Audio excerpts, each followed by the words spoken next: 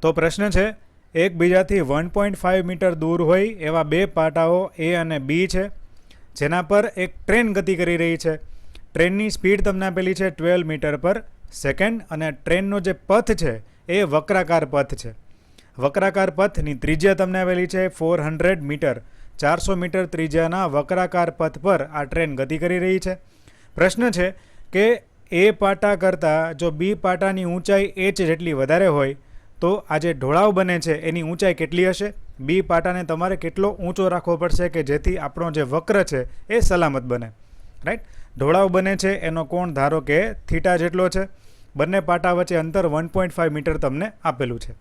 તો જ્યારે કોઈ ઢોળાવવાળા વક્રાકાર પથ પર વાહન ગતિ કરી રહ્યું હોય ત્યારે એની જો મહત્તમ સલામત ઝડપ v હોય તો મહત્તમ સલામત ઝડપ v, વક્રાકાર પથની ત્રિજ્યા r અને ઢોળાવ કોણ થીટા એના વચ્ચે ડાયરેક્ટ સૂત્ર છે tan theta equals to v²/rg.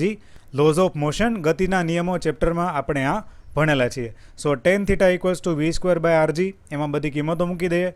v² 12 metre પર સેકન્ડનો સ્ક્વેર એટલે કે 144, 12 × 12 ડિવાઇડેડ બાય r, આપણો જે વક્રાકાર પથ છે એની ત્રિજ્યા જે તમને આપેલી છે 400 મીટર્સ.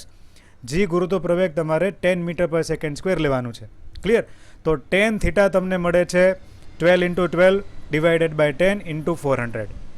આના પરથી અગેન તમને એવું કીધું છે કે બી પાટાની ઊંચાઈ કેટલી હશે એ આપણે શોધવાનું છે. બંને પાટા વચ્ચેનું અંતર આપણને આપેલું છે 1.5 metre.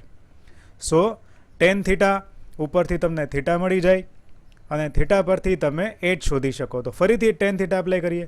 tan theta equals to સામેની બાજુ છેદમાં પાસેની બાજુ h ડિવાઇડેડ બાય 1.5.